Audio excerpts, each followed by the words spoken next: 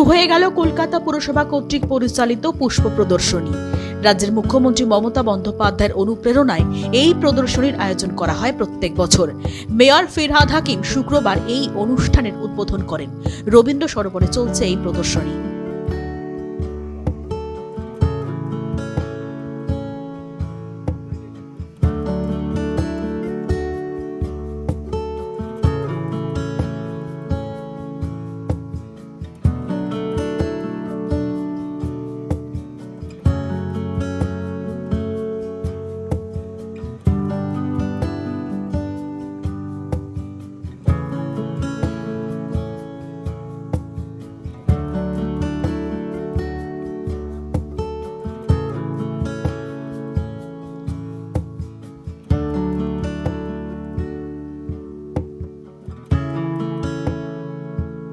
শুক্রবার সকাল 10:30টায় এই অনুষ্ঠানের উদ্বোধন করা হয়। এই প্রদর্শনীতে রাখা হয়েছে রকমারি গাছ।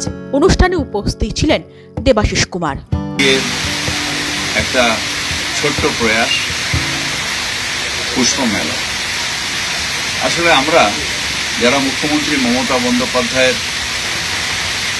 আদর্শ চিন্তাধারায় অনুপ্রাণিত, তারা আমরা সকলে আমরা নেচারকে ভালোবাসি এবং তাই মুখ্যমন্ত্রী হওয়ার পরে আমাদের বাংলার সবথেকে বড় যে গিফটটা পেয়েছিল সেটা হচ্ছে আমাদের রাজারহাটে প্রকৃত তীর্থ, 480 একরের প্রকৃত তীর্থ, প্রকৃতি তীর্থ, সেটা 480 একর। এবং তাছাড়াও সবুজায়নেতে তখন থেকে কিন্তু 2011 থেকে আমাদের আন্দোলন, বহু লড়াই আমাদের লড়তে হয়েছে। কোথাও পুকুর বোঝাইয়ের বিরুদ্ধে, কোথাও সবুজ ধ্বংসের বিরুদ্ধে। কিন্তু মুখ্যমন্ত্রী মমতা বন্দ্যোপাধ্যায় সবসময় বলেন, প্রকৃতি থাকলে আমরা থাকবো, প্রকৃতি না থাকলে আমাদের পরের প্রজন্ম থাকবে। ব্যুরো রিপোর্ট, দিন দর্পণ।